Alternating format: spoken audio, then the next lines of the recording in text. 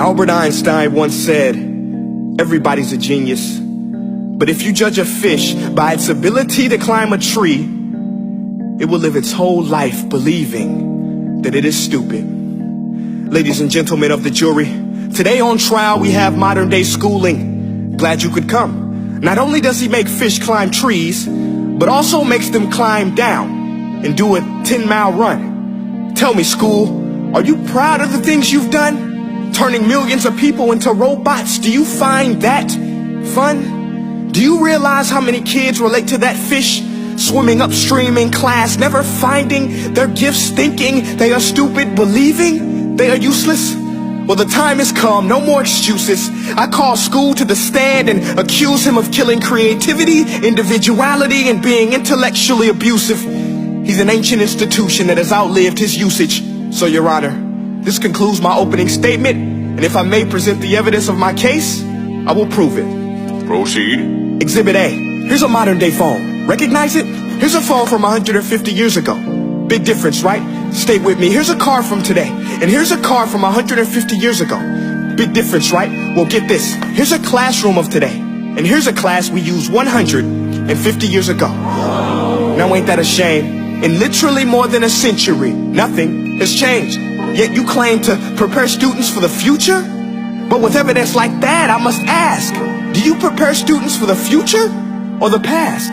I did a background check on you and let the record show that you were made to train people to work in factories, which explains why you put students in straight rows, nice and neat, tell them sit still, raise your hand if you want to speak, give them a short break to eat, and for 8 hours a day tell them what to think. Oh, and make them compete to get an A. A letter which determines product quality, hence grade A of meat. I get it. Back then, times were different. We all have a past. I myself am no Gandhi. But today, we don't need to make robot zombies. The world has progressed. And now we need people who think creatively, innovatively, critically, independently, with the ability to connect. See, every scientist will tell you that no two brains are the same. And every parent with 2 or more children will confirm that claim. So please explain why you treat students like cookie cutter frames or snapback hats, giving them this one-size-fits-all crap. Watch your language. Sorry, Your Honor, but if a doctor prescribed the exact same medicine to all of his patients, the results will be tragic. So many people will get sick, yet when it comes to school, this is exactly what happens. This educational malpractice, where one teacher stands in front of 20 kids, each one having different strengths, different needs, different gifts, different dreams, and you teach the same thing the same way? That's horrific. Ladies and gentlemen, the defendant should not be acquitted. This may be one of the worst criminal offenses ever to be committed. And let's mention the way you treat your employees. Objection. Overruled. I want to hear this. It's a shame. I mean, teachers have the most important job on the planet, yet they're underpaid? No wonder so many students are short-changed. Let's be honest, teachers should earn just as much as doctors, because a doctor can do heart surgery and save the life of a kid, but a great teacher can reach the heart of that kid and allow him to truly live. See, teachers are heroes that often get blamed, but they're not the problem.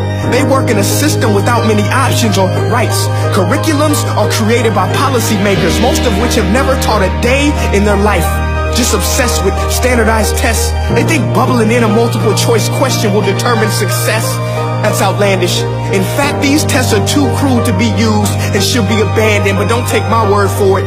Take Frederick J. Kelly, the man who invented standardized testing, who said, and I quote, "These tests are too crude to be used and should be abandoned." Ladies and gentlemen of the jury, if we continue down this road, the results will be lethal.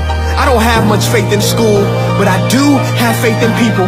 And if we can customize healthcare, cars, and Facebook pages, then it is our duty to do the same for education, to upgrade and change and do away with school spirit, because that's useless unless we're working to bring the spirit out of each and every student. That should be our task.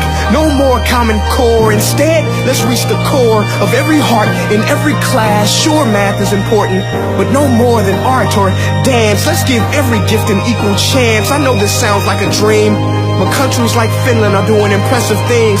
They have shorter school days, teachers make a decent wage, homework is non-existent, and they focus on collaboration instead of competition. But here's the kicker, boys and girls. Their educational system outperforms every other country in the world. Other places like Singapore are succeeding rapidly. Schools like Montessori, programs like Khan Academy. There is no single solution, but let's get moving. Because while students may be 20% of our population, they are 100% of our future. So let's attend to their dreams, and there's no telling what we can achieve. This is a world in which I believe, a world where fish are no longer forced to climb trees. I'll rest my case.